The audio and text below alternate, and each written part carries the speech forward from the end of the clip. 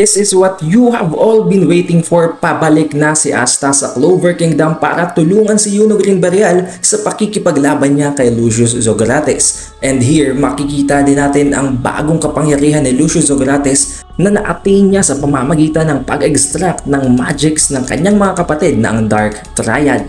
Is the updated weeb at kung nagugustuhan mo ang ating chapter reviews ay siguraduhin mo nang nakalike at nakasubscribe ka na para palagi kang updated and notified tuwing magkakaroon tayo ng bagong chapter release. Bago ang lahat, kung gusto mong makapag-catch up ka sa kwento ng chapter na ito, siguraduhin mo munang napanood mo na ang ating previous chapter review ng Black Clover chapter 360 dahil doon manggagaling at yun ang magiging parang prerequisite ng kwento na to. Pero wag na nating patagalin pa, simulan na natin agad ang talakayan. Makikita natin sa very first page na ang title ng chapter na ito ay Doomsday Army. Dito ay makita nating tinamaan nga directly ng slash ni Yuno itong si Lucius Zogrates na naging dahilan kung bakit naputol ang katawan nito. Makita natin na patay na talaga dito si Lucius Zogrates at naputol na ang kanyang limbs into two. Makita natin na hindi na din ito gumagalaw at kumakalat na ang kanyang dugo sa lupa. Habang si Yuno Green Barrial naman ay standing strong while looking down sa bangkay nitong si Lucius Zogrates, sinabi niya na I win. Subalit hindi niya inakala na may isa pang Lucius Zogrates na nag-appear sa kanyang likuran.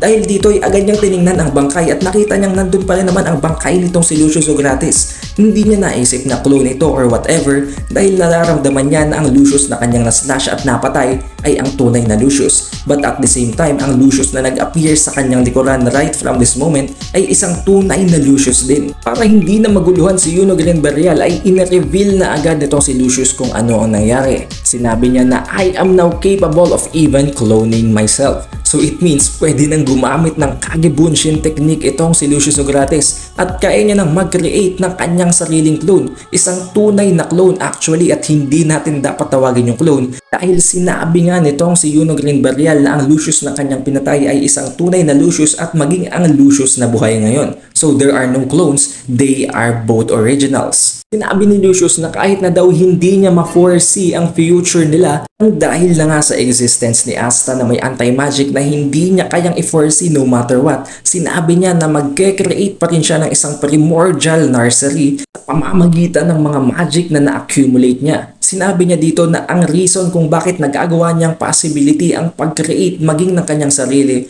ay dahil sa currently he possesses the soul magic, body magic, blood magic, and bone magic na nanggaling sa kanyang mga kapatid na ang Dark Triad. And as you can see from this panel, unti-unti na nga nagke-create ng isang parabang floating island itong si Lucius Zogrates. Maaring ito ang tinatawag niyang primordial nursery na kung saan siya ay magro-rule as the Wizard Emperor. Sinabi naman sa kanya nitong si Yuno Green Barrial na wala siyang pakialam kung meron daw dalawang Lucius. Ang kailangan lamang niya gawin ay patayin silang dalawa. Subalit ang hindi niya alam ay mayroon na palang napakaraming Lucius Zogrates. And when I say napakarami, talagang napakarami ng mga Lucius na ito at hindi lamang ito isa, dalawa or kahit na bilang sa kamay.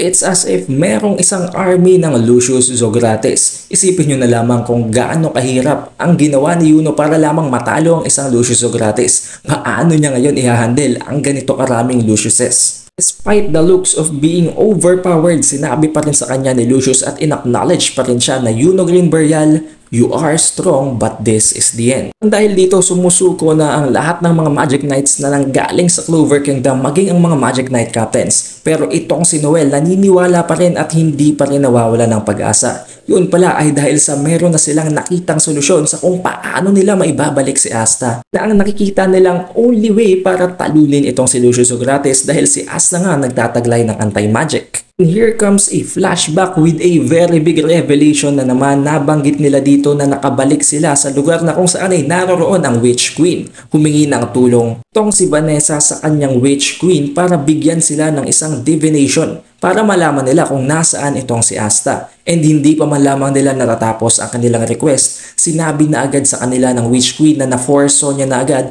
na manghihingi sila ng divination sa kanya sa kung saan naroroon si Asta. Kaya nabanggit niya dito na si Asta ngayon ay nasa isang foreign land na hindi nila kayang puntahan at hindi din kayang bumalik ni Asta from that land, as if talagang imposible ang transportation sa gitna ng mga lands na to. Although yes, tuwang-tuwa ngayon ang mga miyembro ng Black Bulls dahil nakasurvive si Asta and it is confirmed, still hindi naman sila makahanap ng way para maibalik si Asta papunta sa Clover Kingdom.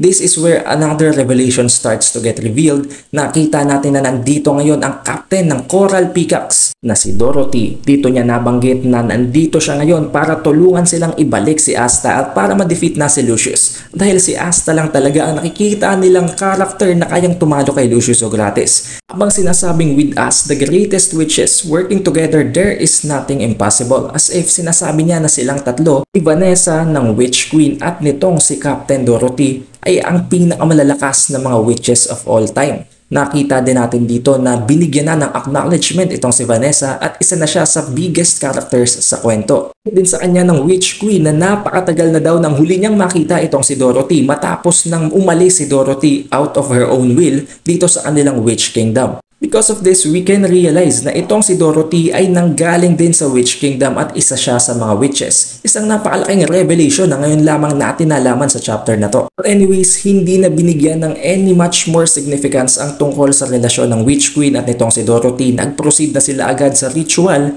ng kung paano nila maibabalik si Asta sa Clover Kingdom. Nag-focus sila dito kay Finral na may spatial magic para gamitin ang magic nila sa Compound Magic Door of Destiny. Isang magic na hindi naman gaano pang nai-explain but I think isa itong napakalakas na teleportation magic na nagkakaroon ng dimensional transportation.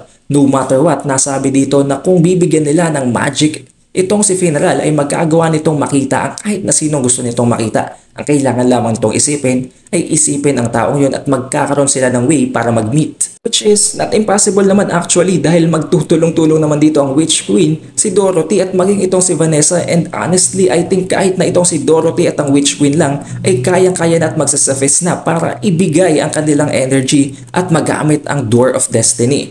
But let's say na nandito din si Vanessa para mag-add up ng energy at ng magic reserves. And for the last panel, makita natin na nakabalik na kay Asta ang bagay na parang isinasabit nila sa kanilang mga katawan na nagsisignify na isa silang member ng Black Bulls. Dito ay makita nating babalik na si Asta at handang-handa na siya matapos ang kanyang training kasama ang Ryuzen 7. So we can expect na merong napakalakas na power up dito kay Asta and makakatulong siya para talunin si Lucius Ogrates together with the help of Yuno Green-Burial with an editor's note na he departs for his imminent battle. And sadly, that is where the chapter ends with a very huge cliffhanger, pero wag kayong mag-alala dahil wala namang chapter break next week and siguradong magkakaroon ng bagong chapter sa susunod na linggo. So to be sure na palagi kang tuned up sa ating bagong updates, siguraduhin mo nang naka-like, subscribe at na-ring mo na ang bell button. I hope you guys had a great time watching this video. It is the Updated Weeb and I'll see you on the next one.